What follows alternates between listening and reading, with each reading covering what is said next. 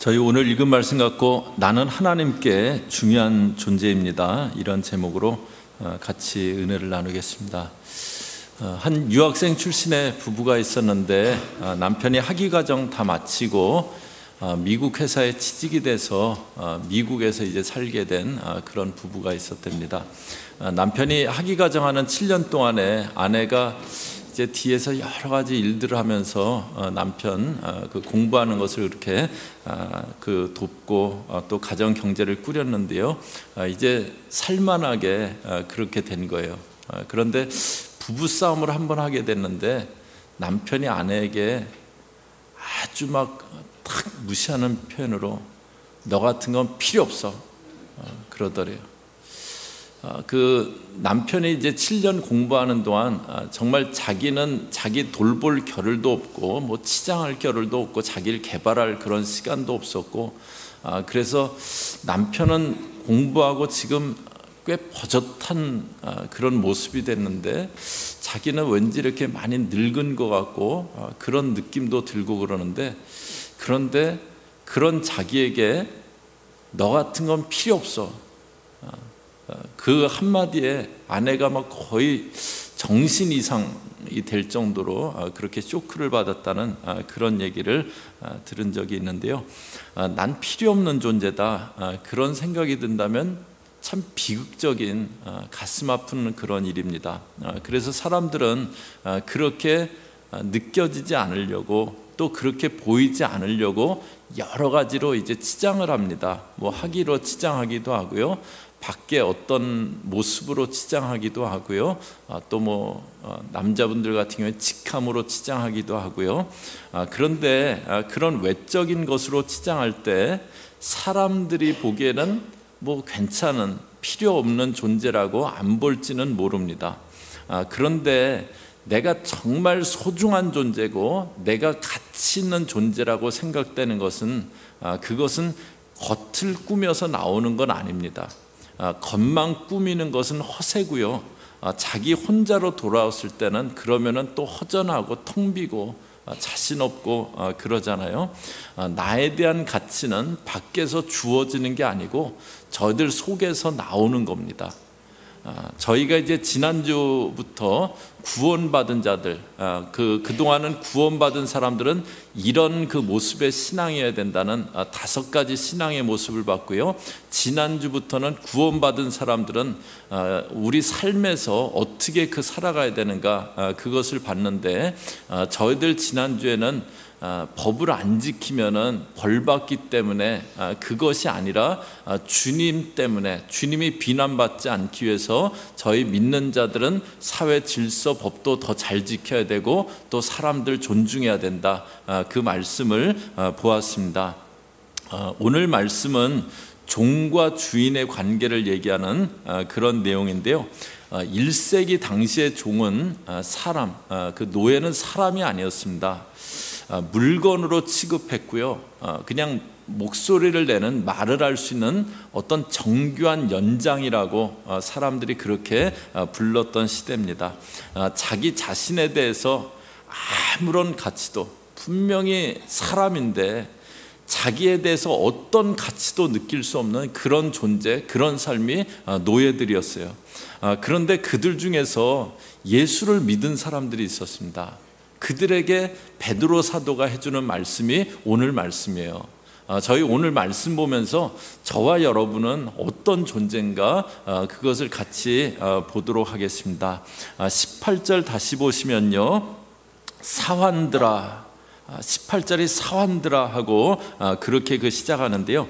여기 사환들은 아주 험한 노예 중에서도 험한 일을 해야 되는 그런 노예는 아니었습니다. 그 당시 이제 노예가 되는 게 여러 가지 그 경우로 노예가 되는데 뭐 전쟁에 지거나 그래서 막 노예가 되는 그런 경우에는 노예는 됐지만 상당히 이렇게 교육 수준이 있고 또 중요한 일을 했던 그런 사람들도 이렇게 노예가 되는 그런 경우들이 있었는데 그럴 때 주인 집에 와갖고 좀 이렇게 머리를 써야 되는 어떤 그런 일을 맡아서 하게 되는 그런 경우들도 있었습니다. 여기 사환이라는 단어는 그런 부류의 노예들을 부를 때 쓰는 단어인데요, 험한 일이나 천한 일을 하지는 않지만 그러나 이들도 어쨌든 노예는 노예였어요. 그리고 이 당시는 노예는 인격체로 보질 않았습니다. 인격체로 보지 않았기 때문에 노예에게 뭐 이렇게 하면 좋겠다라든가 어떤 권명 같은 거 그런 거 있지 않는 그런 그 시대였습니다. 그런데 그 노예 중에 예수를 믿게 된 노예들, 그들에게 주는 권면을 시작하면서 베드로가 사환들아 그렇게 부르고 있어요. 지금 아무도 자기들을 인격체로 대접해 주지 않습니다. 아무도 자기들을 인격체로 대우해 주지 않아요. 그런데 사환들아, 자기들을 알아주고 있는 거예요. 사환들아, 이 말이 보여주는 것은요, 하나님이 저와 여러분을 아신다는 거예요. 하나님이 저와 여러분을 아신다는 겁니다. 아무도 날 알아주지 않는 것처럼 느껴질 때 저희들은 외롭고 난 별 가치 없는 존재인가 보다 그렇게 느끼기 쉽잖아요. 그런데 하나님은 여러분을 아세요. 하나님은 여러분을 알고 계십니다. 저희가 작년 그 후반부부터 새벽 예배 때 예레미야서를 이렇게 쭉 보고 있는데요, 예레미야는 이스라엘이 멸망할 그때 그 멸망을 아주 눈물로 호소하던, 멸망에 대해서 눈물로 예언하던 그런 선지자, 아주 귀한 면이 있었고요. 그런데 또 반면에 아주 미숙한 그런 면도 참 많이 있었어요. 예레미야 때 그 사람들이 멸망의 메시지를 들으면서 우리 유대는 하나님의 성전이 있는데, 예루살렘 하나님의 성전이 있는데 여기가 성전이 있는 이곳이 어떻게 멸망하냐, 왜 멸망하냐, 그리고 그 멸망을 선포하는 예레미야를 아주 극도로 미워하고 또 박해를 했습니다. 그러니까 예레미야는 어려움이 많았어요. 그런 가운데 예레미야가 하나님께 따지는데, 하나님, 저는 주의 일을 하는데 왜 저는 이렇게 힘들고 저를 핍박하는 사람들은 안락하고 평안하고 더 잘 되는 것 같습니까? 그렇게 하나님께 따지기도 하고요. 또 한 번은 하나님께 뭐라고 하냐면, 나는 모태로부터 침을 당하기 위해서 태어난 자다. 그러니까 난 태생이 고생할 그런 태생으로 태어난 거다, 뭐 그렇게 불평하기도 하고요. 그런데 이제 지난주 봤던 말씀에는 급기야 어떤 말씀까지 하냐면요, 예레미야 18장 20절에 보면은 어찌 악으로 선을 갚으리까마는 그들이 나의 생명을 해하려고 구덩이를 팠나이다. 나는 계속 선으로 대하는데 악으로 계속 저에게 갚는다고 하면서 21절에요, 그러한즉 그들의 자녀를 기근에 내어주시며 그들을 칼의 세력에 붙이시며 그들의 아내들은 자녀를 잃고 과부가 되며 장정은 사망을 당하며 청년은 전장에서 칼을 맞게 하시며. 이건 너무 내용이 험해갖고 같이 안 읽었습니다. 이게 예레미야가 자기 힘들게 박해하는 사람들 일어나게 해달라고 거의 저주에 가깝게 기도하는 거예요. 자녀들이 기근에 내어짐 당하고 그 아내들은 자녀를 잃고 과부가 되고 장정은, 청년은 전장에서 칼 맞게 하고. 그러니까 예레미야는 굉장히 귀한 부분도 있고 또 굉장히 미숙한 부분도 있는 그런 그 선지자였어요. 그런데 그 예레미야를 부르시면서 하나님이 예레미야에게 하셨던 말씀이 있습니다. 예레미야서 1장 4절에 보시면요, 여호와의 말씀이 내게 임하니라 이르시되 내가 너를 복중에 짓기 전에 너를 알았고, 너를 복중에 짓기 전에, 잉태하기도 전에, 어머니 태에 잉태가 되기도 전에 너를 알았다라고 그렇게 하세요. 우리가 보기에는 굉장히 문제가 있는 선지자예요. 그런데도 그런 부족한 자지만 하나님은 그를 아셨다라고 그렇게 합니다. 복중에 잉태되기 전에 아셨다고 그러세요. 다윗도 그럽니다. 다윗은 집안에서 아들로 거의 막 인정해주지 않는 그런 그 아들이었잖아요. 그래서 이제 사무엘 선지가 왕으로 기름 부으려고, 아들 중에 기름 부으려고 이새의 집에 왔을 때 그냥 너는 들판에서 양 지키고 있어, 그러던 그 아들이었어요. 그런데 아무도 알아주지 않는 다윗, 그 다윗을 하나님은 아셨어요. 그 들판에서 혼자 쓸쓸히 있는 다윗을 보셨어요. 그리고 그 다윗을 하나님은 택하십니다. 사람들이 몰라봐 줄 수도 있고 함부로 대할 수도 있어요. 그러나 하나님이 아시면 됩니다. 하나님이 아시면 돼요. 여러분들이 어떤 곳에 갔을 때 그곳에 아는 사람이 없어요. 아는 사람도 없고, 그런데 알아봐주는 사람도 없고 관심 가져주는 사람 없어도 여러분이 만약 그곳에 제일 높은 사람, 그 사람 한 명 알면 돼요. 다른 사람 다 몰라도 그 사람들이 뭐 날 몰라도 괜찮아요. 거기 제일 높은 사람 한 명 알면 돼요.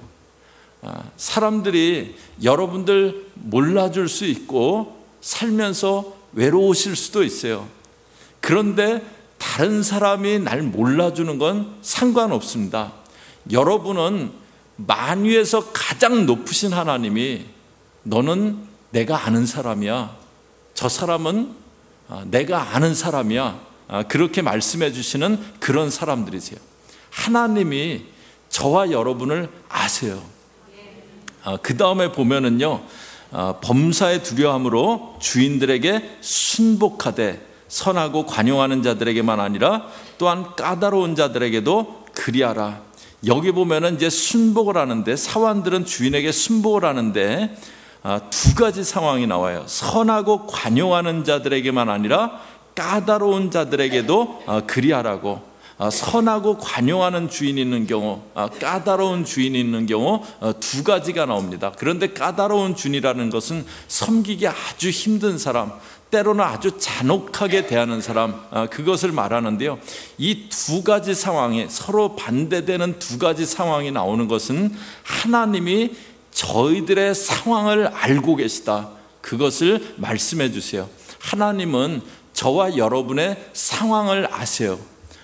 다윗이 내가 사망의 음침한 골짜기를 거닐지라도 해를 두려워하지 않을 것은, 그렇게 얘기하는데요. 저희가 살아가면서 평지만 있지 않잖아요. 골짜기도 있고, 때로는 정말 골짜기도 보통 골짜기가 아니고 사망의 음침한 골짜기 같은 그런 그 시간들도 있잖아요. 그런데 우리가 있는, 여러분들이 그 걸어가고 있는 그 골짜기, 사망의 음침한 그 시간들을 우리 하나님은 아세요.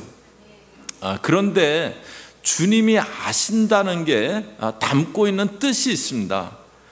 성령의 9가지 은사 중에 지식의 말씀의 은사라고, 그 지혜의 말씀, 지식의 말씀, 그런 그 은사가 있잖아요. 제가 이제 성령학교 때 한번, 지금 하고 있는 성령학교 때 이렇게 설명드렸던 건데요. 그 지식의 말씀의 은사는 뭘 다른 사람보다 지식이 많아지는 어떤 그것을 얘기하는 건 아닙니다. 지식의 말씀의 은사라는 건 어떤 거냐면요, 예수님이 사마리아 수가성에 가셔서 우물가 여인을 만났을 때 네 남편을 데리고 오라 그랬더니 그 여인이 저는 남편이 없습니다라고 대답하는데, 예수님이 네 말이 맞다, 지금 네가 남편 5이 있었는데 지금 있는 자도 네 남편이 아니다, 그러시잖아요. 그 여인이 처음 만난 여인이고 자기 상황을 얘기하지도 않았어요. 그런데 예수님이 그 여인의 상황에 대해서 알고 계시는 거예요. 그런 것처럼 누가 알려주지 않았어요. 그런데 성령님이 그 상황을 알게 하시는 것, 어떤 것을 알게 하시는 것, 그것을 지식의 말씀의 은사다, 그렇게 얘기하는데요. 그런데 지식의 말씀이 주어지는 것은요, 하나님이 그 상황을 알고 계시고 그리고 그 상황을 해결해 주시려고 할 때, 그때 주어지는 겁니다. 그 상황을 알고 계실 뿐만 아니라 해결해 주시려고 할 때, 그때 주어지는 거예요. 제가 한 번은 어떤 분을 이렇게 기도를 해드리는데, 이렇게 막 기도를 해드리는데 갑자기 마음 가운데 오른쪽 어깨 아픈 걸 놓고 기도를 해드려야 된다는 그런 마음이 막 기도하는 중에 드는 거예요. 근데 이제 막 기도를 하면서 잠깐 생각을 했어요.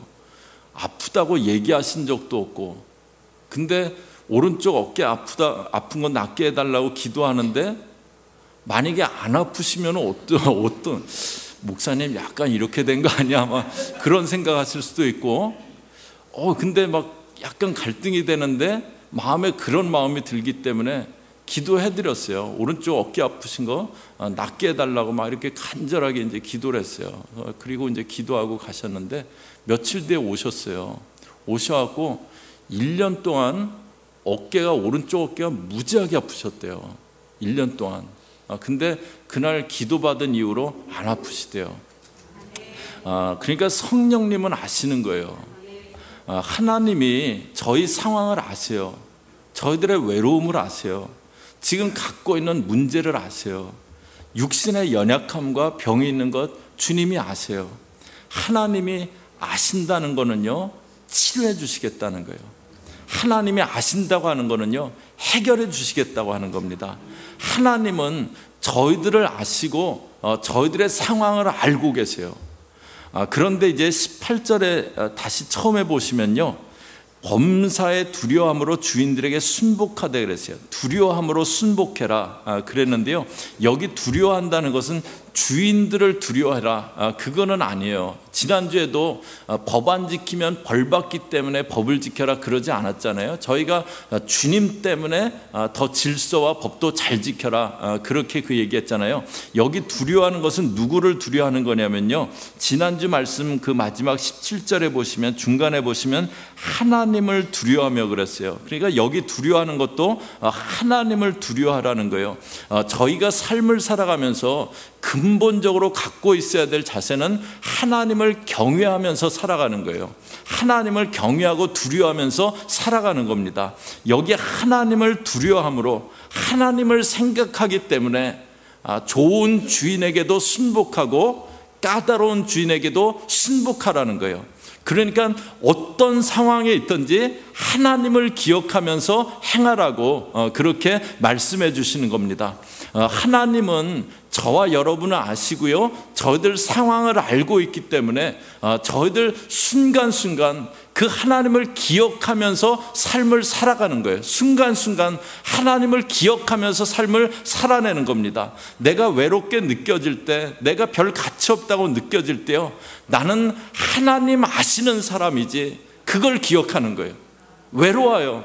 그런데 그때 나 외롭다 그냥 그러고만 있는 게 아니고, 나는 하나님이 아는 사람이지, 그걸 기억하는 겁니다. 힘들고 어려운 상황이 있어요. 그걸 내 힘으로만 막 이겨내는 사람은요, 굉장히 독한 사람들입니다. 내 힘으로만 힘든 상황을 막 버텨내고 막 이를 악물고 버텨내고 그런 사람은요, 굉장히 독한 사람인데요. 그런데 힘들고 어려운 상황이 있어요. 그때 하나님 알고 계시지, 그거 기억하는 거예요. 알고 계시기 때문에 해결하실 것, 그걸 기억하는 겁니다. 하나님이 알고 계시고 해결해 주실 것이다, 그걸 기억하는 거예요. 사람들은요, 세상은 여러분들이 별로 중요하지도 않고 저와 여러분이 별로 필요 없는 존재라고 그렇게 느끼게 만들기도 합니다. 그런데 하나님이 저희를 알고 계시고 하나님이 저와 여러분의 상황을 알고 계세요. 하나님이 알고 계시는 저와 여러분은 하나님께 중요한 사람들이에요. 그렇기 때문에 저희가 상황 때문에, 사람 때문에, 환경 때문에 눌리지 않는 겁니다. 요셉이 형들에 의해서 노예로 팔려갔잖아요. 그러니까 요셉은 갑자기 굉장히 험한 상황에 들어갔고요, 거기서 또 감옥에 들어갔어요. 그런데 그 요셉은 하나님을 기억하고 하나님을 놓치지 않고 그렇게 있었어요. 그래서 옥에 있다가 바로가 불러냈을 때, 꿈에서 해달라고 불러냈을 때 요셉이 뭐라고 합니까? 하나님이 바로에게 평안한 대답을 하시리이다. 너무나 사람의 힘으로는 감당할 수 없는 그 환경들을 계속 겪어갔지만, 그러나 하나님을 놓치지 않고 있기 때문에 요셉은 그 순간까지도 눌리지 않고 그렇게 살고 있었습니다. 하나님이 여러분들을 아세요. 여러분들의 상황을 아세요. 아신다는 것은 하나님이 해결해 주신다는 거예요. 하나님이 함께하고 계시는, 하나님이 기억하시는 저와 여러분은 하나님께 중요한 그런 사람들입니다. 순간순간 상황마다 그 하나님을 기억하세요. 저희 믿는 사람들은 순간순간 내가 외로워요, 하나님 기억하는 거예요. 내가 지금 연약해요. 하나님 기억하는 거예요. 내가 지금 사망의 음침한 골짜기 같은 상황이 있어요. 내가 지금 이 길을 걷고 있지만 하나님이 알고 계시고 하나님이 해결해 주실 거다. 하나님 알고 계시기에 해결해 주실 거다. 그거 기억하는 겁니다. 저희 교우들은 때마다 일마다 어떤 일이든지 하나님 기억하시고, 그래서 상황에, 사람의, 환경에 눌리지 않는 그런 저와 여러분 되시기를 바랍니다. 같이 기도하겠습니다.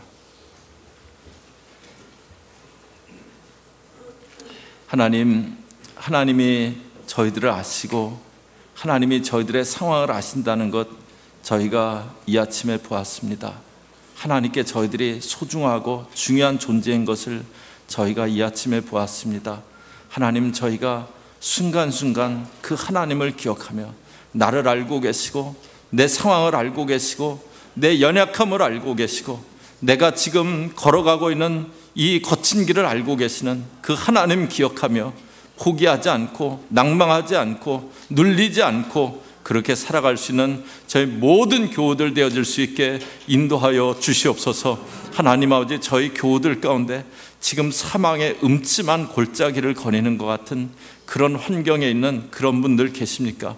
하나님 아버지, 하나님의 아심을 하나님이 알고 계시기 때문에 하나님이 반드시 해결해 주실 것인 그 믿음 놓치지 않게 우리 주님 꼭 붙잡아 주시옵소서. 그래서 눌리지 않고 포기하지 않고 낭망하지 않게 저희 모든 교우들 도우시고 함께하여 주시옵소서.